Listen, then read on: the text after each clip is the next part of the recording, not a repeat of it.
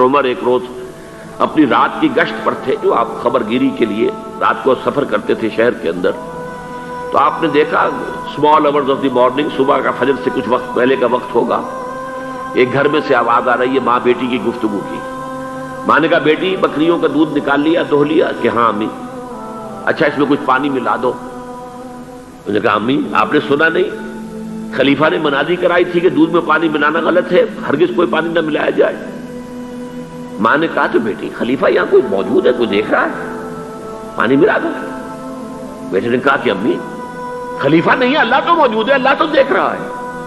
حضرت عمر نے وہ بات سن لی، اس گھر کو آپ نے تاک لیا اور جا کے اپنے بیٹے عاصم سے کہا کہ وہاں رشتہ کر لو۔